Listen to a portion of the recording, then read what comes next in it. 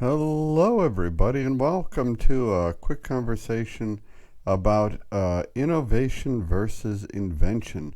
Frankly, industrialization in the U.S. through the Gilded Age is a good example.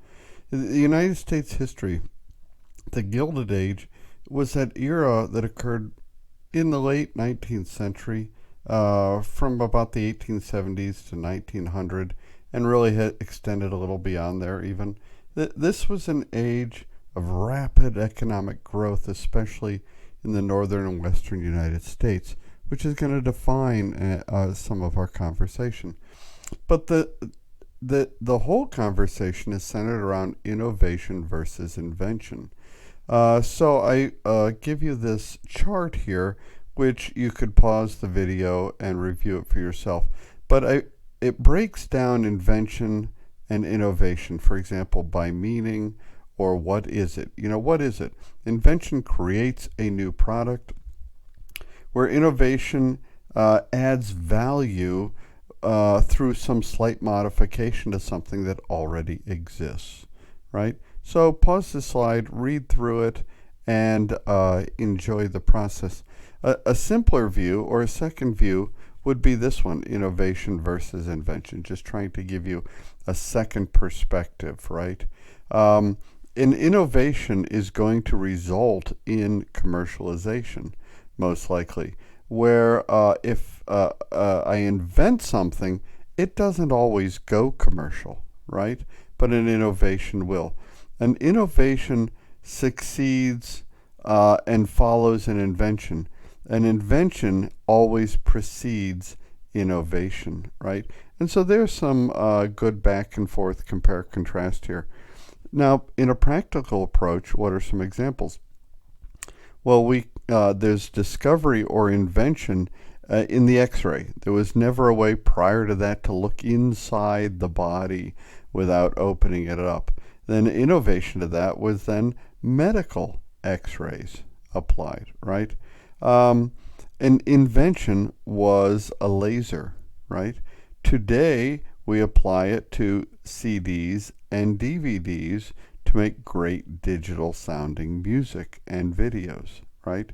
An invention was a semiconductor. Nice. But the innovation applied it to the use of a radio. And of course, Einstein had E equals mc squared. And that really was innovated into nuclear power.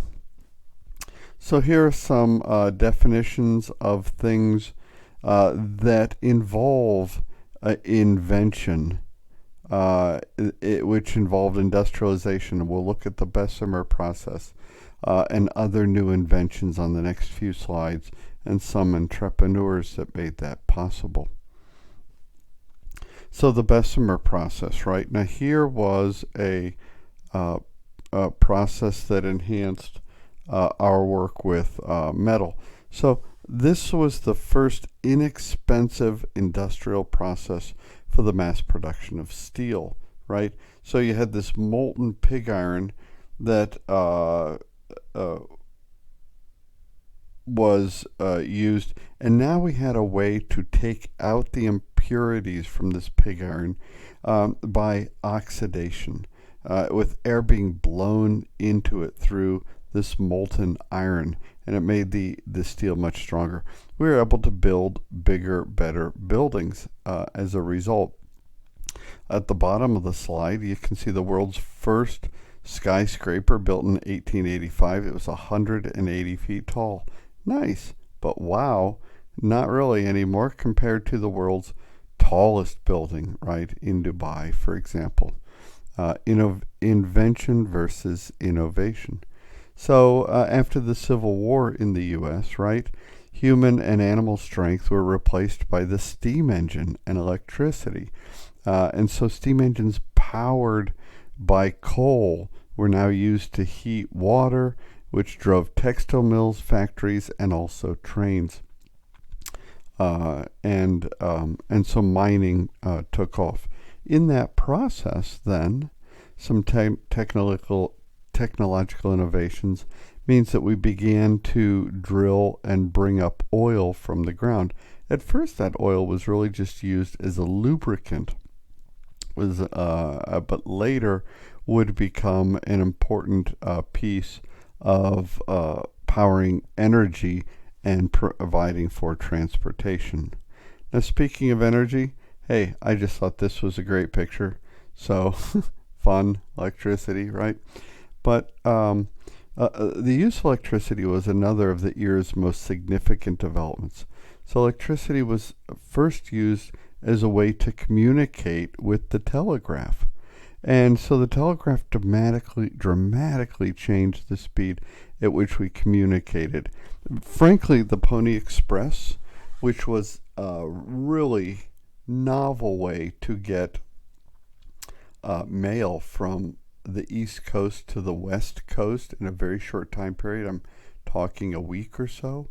The whole Pony Express only lasted for about 60 years because of the use of electricity in the telegraph. And so Alexander Graham Bell would later perfect this in the telephone system.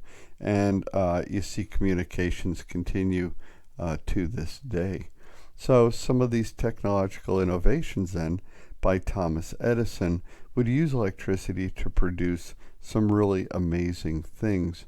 Edison designed a way to get electricity into homes and businesses, and having electric appliances isn't much good if you don't have electricity.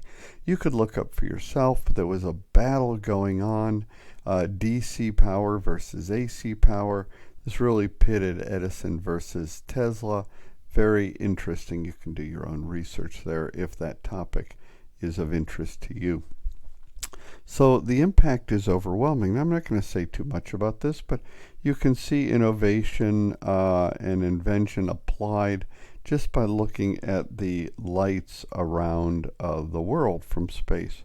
Or we could focus in a little bit and look at North Korea and South Korea and the impact at night. No real other meaning except the ability to innovate and invent can contribute to various changes in society, right? So other inventions and innovators. So we have Elias Howe, who created the sewing machine. Now clothing could be made cheaper, faster, and now you could make it at home, right, for the first time. Elisha Otis created a passenger elevator, right? So with this new skyscrapers going up, people now needed a way to get up and down easily between floors. And so the elevators created, right?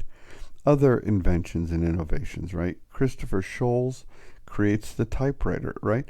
We had been communicating with written things for a long time. It's another form of written things. But what a novel innovation to be able to do it quickly and efficiently and in a repeated format. The Wright brothers' first successful flight, right? It lasted only a few seconds, but it opened the way for air travel that dramatically increased the speed and distance at which we're able to live. Now, I had a video here. You can go to YouTube. I recommend you do that. Take a moment just to enjoy that piece of history. And you'll watch just a short 19-second flight or so in the air. But that short flight has led us to where we are today. It's exciting. Take a moment, go to YouTube, and tap into that moment, which has changed all of us today. So this growth of American industry powered much of what was going on here. So innovation has contributed as well to to a company's well-being. It doesn't have to be an invention. In fact, we said in the earlier slides that oftentimes invention doesn't result in profitability. So, but innovation will increase profit margins and improve productivity and allow you to develop new and improved products and services, satisfy the customer's needs, personalize services, etc. I mean, take, for example, the simple trash bag to collect leaves every fall in wherever leaves fall, right? And somebody said, hey, I'm going to take that same trash bag, I'm going to make it orange and put a pumpkin face on it. That person made millions in innovation. So to innovate, you want to develop a regular process to solicit and record new ideas. Then you want to identify the problems that you want to solve, all right? And then gather up a team of people who will put these ideas worth pursuing together. And you will then prototype the strongest ideas and try them out in the real world.